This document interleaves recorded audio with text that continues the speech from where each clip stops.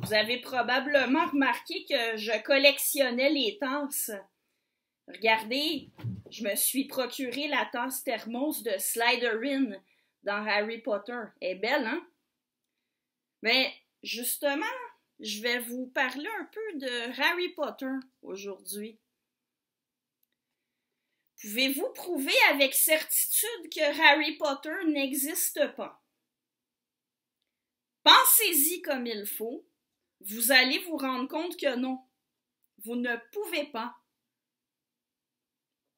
Vous pourriez toujours dire que personne ne l'a jamais rencontré, mais en fait, qu'est-ce que vous en savez? En plus, compte tenu que les sorciers cachent leur existence à ceux qui n'ont pas de pouvoir magique, ceux qu'ils appellent les moldus, ben logiquement, si Harry Potter existait, il s'arrangerait pour que les moldus qui le rencontrent ne sachent pas qui il est. Ah, vous dites que c'est impossible qu'il existe parce que la magie n'existe pas. Mais comment est-ce que vous savez que ça n'existe pas, la magie? Parce que vous n'en avez jamais vu? Une chose pourrait exister sans que vous l'ayez vue. Une chose pourrait exister sans qu'aucun humain de votre connaissance ne l'ait vue, et même sans qu'aucun humain ne l'ait vue du tout. Vous pourriez encore dire qu'on sait qui a inventé Harry Potter, J.K. Rowling, et du coup, on sait que c'est un personnage inventé. Mais encore là, comment pouvez-vous être certain qu'elle l'a inventé? Parce qu'elle le dit? Ah, mais peut-être que Harry Potter existe, que Rowling l'a rencontré, qu'elle avait vraiment très envie de raconter des choses sur lui, mais quand elle les raconte, elle dit qu'elle les invente parce qu'elle sait que les sorciers se font un devoir de cacher leur existence aux moldus. Elle voulait tellement en parler qu'elle l'a fait, mais en disant que ce sont des histoires inventées, ben elle évite de trahir le secret des sorciers. Cette hypothèse-là, elle est cohérente. Vous ne pouvez pas prouver avec une certitude mathématique qu'elle est fausse. Malgré tout, vous savez aussi bien que moi que ce sont de très bonnes raisons de supposer que Harry Potter n'existe pas.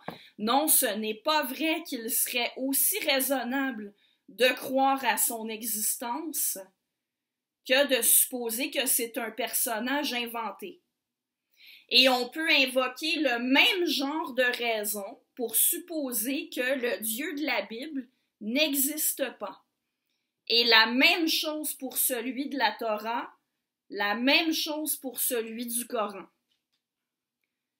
J'ai déjà mentionné l'adage « l'absence de preuve n'est pas la preuve de l'absence ». Cet adage-là est souvent utilisé par ceux qui tiennent à dire que l'athéisme est à mettre sur le même pied que le fait de croire en Dieu.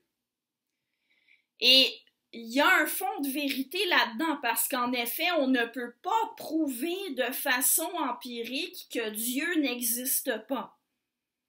Qu'on n'ait jamais fait l'expérience de Dieu, tout ce que ça prouve, c'est qu'on n'en a jamais fait l'expérience. Ça ne prouve pas que Dieu n'existe pas. Cependant, je vous rappelle que Dawkins n'admet pas cette équivalence entre l'athéisme et le fait de croire en Dieu. Et c'est là qu'intervient cette partie-ci de l'argumentation de Dawkins. Vous ne pouvez pas réfuter Dieu avec certitude, parce que de toute façon, on ne peut jamais réfuter avec certitude l'existence de quoi que ce soit au moyen d'indices empiriques. Par contre, La vraie question, nous dit Dawkins, c'est plutôt, est-ce que l'existence de Dieu est probable? Je vous lis un extrait du livre Pour en finir avec Dieu de Dawkins. Que vous ne puissiez pas prouver la non-existence de Dieu, c'est un fait banal qu'on admet facilement, ne serait-ce que dans le sens que l'on ne peut jamais prouver de façon absolue la non-existence d'une chose. Ce qui importe, ce n'est pas si Dieu est réfutable, il ne l'est pas, mais si son existence est probable, c'est une toute autre chose. On considère à juste titre que parmi les choses impossibles à réfuter, certaines sont bien moins probables que d'autres. Dans la même partie de son livre, Dawkins fait référence à ce qu'on appelle communément la théière de Russell. Alors voici de quoi il s'agit. Russell proposait l'hypothèse d'une théière en orbite autour du Soleil entre la Terre et la planète Mars. Et bien entendu, même si elle existait, nous ne pourrions pas la voir. Pouvez-vous prouver que cette théière n'existe pas? Pouvez-vous suggérer une expérience qui constituerait la preuve empirique que la théière de Russell n'existe pas? Non. Et pourtant, est-ce qu'il semble aussi raisonnable de croire que la théière de Russell existe que de dire qu'elle n'existe vraisemblablement pas? Mais bien sûr que non. Il est raisonnable de tenir pour acquis que la théière de Russell n'existe pas. Bon, moi j'ai fait l'analogie ici avec Harry Potter, d'autres l'ont fait avec d'autres personnages inventés. Justement, sachant que c'est un personnage inventé dont on peut retracer l'origine au moins en partie, comme n'importe quel personnage inventé, que ce soit Harry Potter ou le Père Noël, Cendrillon, prenez n'importe quel personnage inventé. Évidemment, il y en a dont les origines sont plus nébuleuses que d'autres, surtout quand ils ont été inventés il y a longtemps. C'est plus facile de retrouver l'origine du personnage de Harry Potter que de retrouver l'origine du personnage de Cendrillon. Mais on peut quand même remonter dans l'histoire et savoir à peu près d'où viennent les personnages fictifs. Et ce qu'il faut comprendre du raisonnement de Dawkins, c'est que le Dieu du christianisme est un personnage fictif comme un autre. Et la même chose pour celui du judaïsme et pour celui de l'islam. D'ailleurs, ces trois personnages-là ont des origines en commun. Et au passage, j'ai conscience que des chrétiens, des musulmans, des juifs qui m'écouteraient, quand je dis le Dieu du christianisme, le Dieu de l'islam, mais vous seriez tenté de me dire, de m'objecter que c'est le même Dieu, ce sont seulement les prophètes qui changent. Quant à moi, on dit ça quand on part du postulat que Dieu existe, c'est-à-dire que les chrétiens vont dire que ils s'entendent avec les juifs et les musulmans pour dire que Dieu existe, mais les musulmans se trompent à son sujet, et les juifs aussi. Ce sont les chrétiens qui ont raison au sujet des attributs de Dieu et de qui sont les prophètes qu'il nous a envoyés, et au sujet de Jésus qui serait son fils. Les musulmans aussi vont dire que, bon, les chrétiens ont raison sur l'existence de Dieu, mais ils se trompent en ne reconnaissant pas que Mahomet est aussi un prophète et qu'ils se trompent en croyant que Jésus était le Fils de Dieu plutôt qu'un prophète comme les autres, etc. Mais ça, c'est quand on part du postulat que Dieu existe. Si on ne part pas de ce postulat et qu'on regarde les trois religions, on remarque que Dieu n'a pas tout à fait les mêmes attributs dans chacune des trois.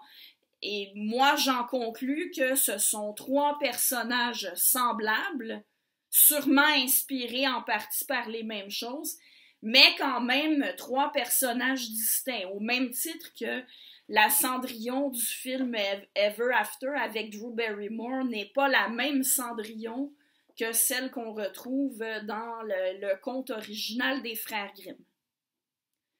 Alors revenons à Dawkins. Si on se place d'une perspective comme celle de Dawkins, des humains ont inventé ces personnages qu'on appelle Dieu, Allah, Yahvé. La différence avec Cendrillon ou Harry Potter ou la fée Clochette étant qu'un nombre considérable d'humains en sont venus à croire qu'il existait réellement. N'empêche qu'en soumettant Dieu au même examen rationnel qu'un autre personnage inventé, on arrive à établir le même type d'argument pour nier l'existence de Dieu que pour nier l'existence de Harry Potter. D'ailleurs, j'aimerais faire à nouveau un lien avec la conférence de Luc Ferry. Il compare Dieu avec un éléphant rose. Il dit, si je vous dis qu'il y a un éléphant rose dans la pièce, vous ne pouvez pas prouver le contraire. C'est étonnant qu'il fasse lui-même une comparaison comme celle-là parce qu'il prétend défendre un point de vue opposé à celui de Dawkins. Or, c'est en plein le genre d'exemple que Dawkins pourrait utiliser pour justifier sa position. Et en fait, son exemple est particulièrement mal formulé. Il parle d'un éléphant rose dans la pièce. Si ça avait été un éléphant invisible, là, ça aurait fonctionné. Si quelqu'un affirme qu'il y a quelque chose d'invisible dans une pièce, ce n'est pas parce que vous ne le voyez pas que vous pouvez conclure à son absence. Mais Ferry dit un éléphant rose. Alors pour ça, n'oubliez pas que la couleur, c'est le résultat de l'interaction entre la matière, la lumière et les yeux de celui qui voit. Alors, qui dit invisibilité dit aucune interaction possible avec les yeux. S'il est rose, il n'est pas invisible. Et c'est facile de prouver empiriquement qu'il n'y a pas d'éléphant rose dans la pièce où vous vous trouvez. Regardez partout dans la pièce. Voyez-vous un éléphant rose? Non? Bon, ben, vous avez la preuve empirique qu'il n'y a pas d'éléphant rose dans la pièce. Et si on parlait d'éléphant rose, en général, ben, s'il en avait, c'est quand même, si ça existait, c'est quand même raisonnable de dire que des gens les auraient vus à un moment donné. Ce n'est pas carrément inconcevable qu'il en existe sans que quiconque les ait vus.